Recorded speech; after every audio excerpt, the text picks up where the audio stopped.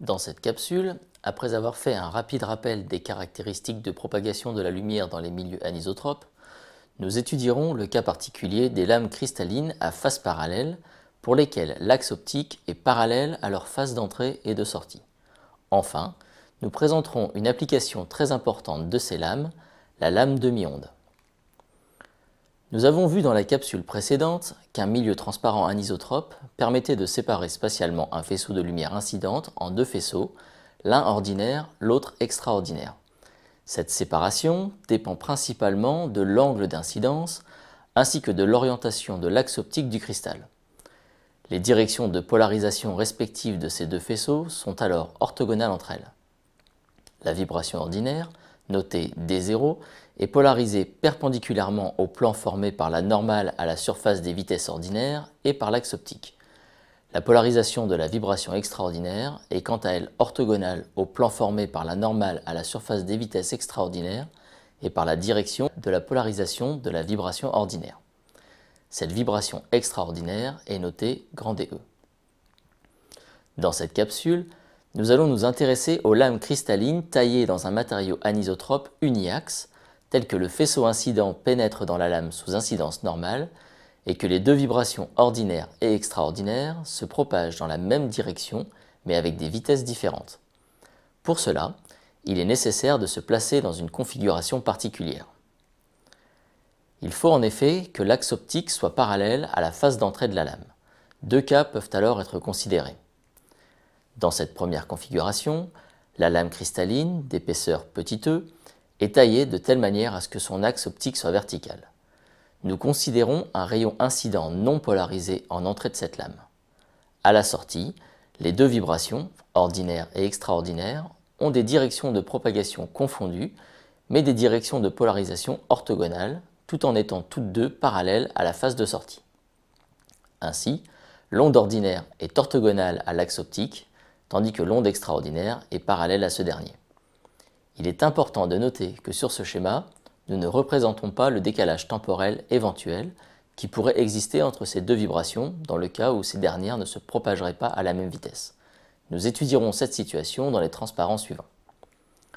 La deuxième configuration correspond au cas où l'on tourne l'axe optique de 90 degrés dans le plan de la face d'entrée. Les polarisations ordinaires et extraordinaires tournent également de 90 degrés.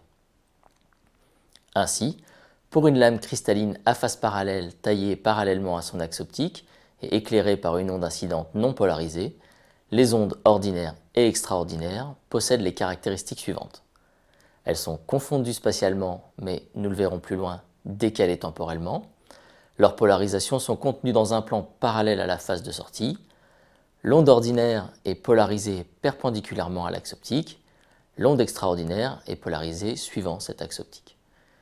Voyons à présent comment se comportent ces lames cristallines dans le cas où la lumière incidente n'est pas naturelle, mais polarisée linéairement suivant une certaine direction. Avant de décrire le cas général d'une onde incidente polarisée linéairement suivant une direction quelconque, intéressons-nous à deux orientations particulières qui vont nous permettre de définir les axes neutres d'une lame cristalline. Pour cela, considérons une onde incidente polarisée linéairement suivant une direction DI et arrivant selon la normale au dioptre sur une lame cristalline à face parallèle telle que nous l'avons décrit précédemment.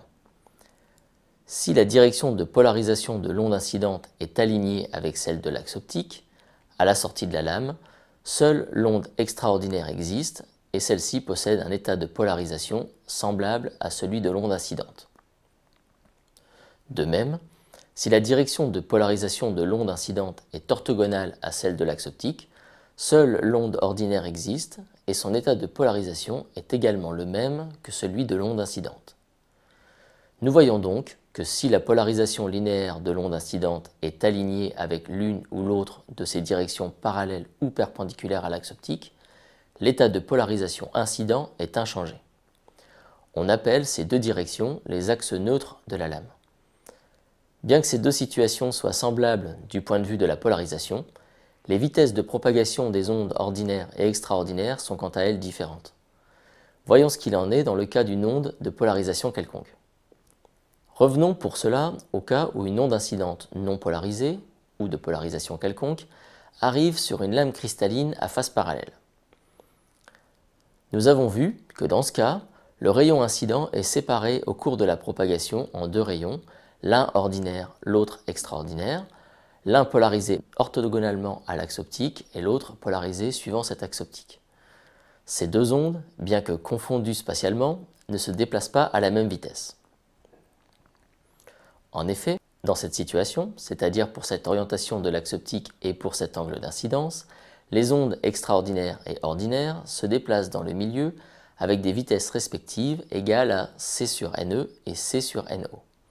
Cela signifie qu'à la sortie de la lame, ces deux ondes, ordinaires et extraordinaires, sont confondues spatialement, polarisées suivant deux directions orthogonales entre elles et séparées temporellement. Cela vous donne peut-être une impression de déjà-vu. Rappelez-vous, nous avons commencé cette semaine en décrivant une onde électromagnétique de polarisation quelconque comme la combinaison linéaire de deux ondes polarisées linéairement suivant deux directions orthogonales et possédant une certaine différence de phase phi. Or, nous avions également relié cette différence de phase phi au retard d'une des composantes par rapport à l'autre. En effet, si nous examinons cette situation en termes de signal sinusoïdal et si nous incluons la dimension temporelle comme sur le schéma de droite, nous constatons qu'à la sortie de la lame, chacune des deux composantes ordinaires et extraordinaires a accumulé pendant la traversée de longueur petit e une phase égale respectivement à 2π sur lambda fois n0e ou 2π sur lambda fois ne petit e. Il existe donc bien une différence de phase phi reliée à la différence de vitesse des deux ondes égale à 2π sur lambda n0e moins 2π sur lambda NE. Nous avons donc, en sortie de la lame, une combinaison linéaire de deux ondes, polarisées linéairement suivant deux directions orthogonales et possédant une certaine différence de phase phi entre elles. La polarisation de l'onde sortante est alors directement reliée aux amplitudes relatives des ondes ordinaires et extraordinaires et à sa différence de phase, c'est-à-dire à la différence de vitesse entre ces deux ondes. Ainsi, si l'indice extraordinaire est supérieur à l'indice ordinaire, l'axe ordinaire est dit axe rapide et l'axe extraordinaire lent. En effet, dans ce cas, la vitesse ordinaire VO, qui est égale à C sur NO, est supérieure à VE, définie par C sur NE. Dans le cas où l'indice ordinaire est supérieur à l'indice extraordinaire, la situation est opposée. Voyons à présent comment est définie la polarisation d'une onde sortante en fonction de l'état de l'onde incidente. Soit une onde incidente polarisée linéairement, telle que sa direction de polarisation face à un angle alpha avec l'axe optique. Les amplitudes des ondes ordinaires et extraordinaires correspondent à la projection du champ incident suivant les axes neutres de la lame. Dans ce cas, vous pourrez montrer qu'à l'entrée de la lame, DE est égal à DI cosinus alpha et DO est égal à DI sinus alpha. À la sortie de la lame, ces deux ondes sont déphasées de phi. Finalement, l'état de polarisation de l'onde sortante est complètement défini par les valeurs des amplitudes relatives des ondes ordinaires et extraordinaires, qui dépendent de l'angle alpha, et par cette différence de phase phi, qui dépend quant à elle de la valeur respective des indices de réfraction et de l'épaisseur petit e de la lame. En contrôlant ces paramètres, épaisseur et indice, il est possible de construire des dispositifs optiques permettant de contrôler pour une longueur d'onde donnée l'état de polarisation. Ces dispositifs sont connus sous le nom de lames d'onde. Nous allons étudier dans cette capsule l'une de ces lames, appelée lame demi-onde. Une lame demi-onde correspond pour une longueur d'onde précise à un déphasage phi entre l'onde ordinaire et l'onde extraordinaire égal à pi à la sortie de la lame cristalline. Pour la longueur d'onde lambda considérée, cela signifie que le produit delta n, correspondant à la différence absolue entre les indices ordinaires et extraordinaires, fois petit e l'épaisseur de la lame, vaut lambda sur 2. Une lame cristalline a donc pour effet de décaler d'une demi-longueur d'onde, soit la moitié d'une oscillation, l'une des deux composantes. Considérons par exemple une onde incidente polarisée linéairement suivant une direction faisant un angle alpha avec l'axe optique. À la sortie, La direction de polarisation de l'onde sortante est symétrique par rapport à celle de l'onde incidente par rapport à l'axe optique. Dans le cas particulier où cet angle alpha vaut 45 degrés, la lame demi-onde a pour effet de faire tourner la polarisation linéaire incidente d'un angle de 90 degrés. Voyons, à l'aide de la vidéo suivante, comment nous pouvons mettre en évidence cet effet. Dans cette vidéo, nous avons placé sur un rail optique une lampe blanche à laquelle nous avons accolé un filtre vert afin de sélectionner une gamme de longueurs d'onde. Nous avons également placé un polariseur et un analyseur dont les axes sont croisés. À la sortie du montage, aucune lumière n'est transmise. On place ensuite, entre ce polariseur et cet analyseur croisé, une lame lambda sur 2. Comme vous le voyez sur la monture, cette lame est une lame lambda sur 2 pour une longueur d'onde centrée autour de 532 nanomètres, ce qui correspond à une radiation de couleur verte, d'où l'utilisation du filtre coloré devant la lampe blanche. Dans un premier temps, l'axe rapide de la lame, qui correspond à l'un des axes neutres, est aligné avec la direction de polarisation fixée par le premier polariseur. Dans ce cas, la lame n'a aucun effet sur cet état de polarisation et aucune lumière n'est observée à la sortie du montage. On tourne à présent la lame lambda sur 2 d'un angle égal à 45 degrés. Dans ce cas, la lame a pour effet de faire tourner la polarisation incidente de 90 degrés, l'alignant ainsi avec l'axe passant de l'analyseur. En sortie du montage, la lumière est transmise. On peut vérifier que la polarisation est bien linéaire et que dans ce cas, elle a bien tourné de 90 degrés en modifiant la direction de l'axe passant de l'analyseur pour la rendre parallèle à celle du premier polariseur.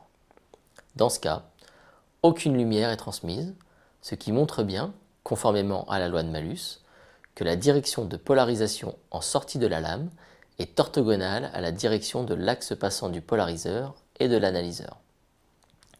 La lame lambda sur 2, dont les axes neutres font un angle de 45 degrés par rapport à la direction de polarisation incidente, permet donc de faire tourner cette direction de 90 degrés.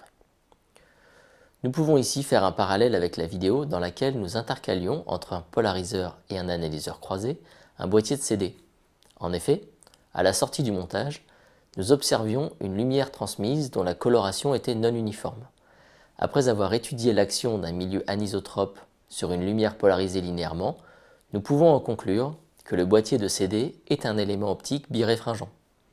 Il va en effet faire tourner la polarisation incidente d'un certain angle. Cet angle dépend de l'épaisseur locale du boîtier, qui peut légèrement varier, et de la longueur d'onde incidente, d'où la coloration non uniforme de la lumière transmise. Remplaçons à présent la lame lambda sur 2 par une couche de cristaux liquides et voyons quelles conclusions nous pouvons en tirer.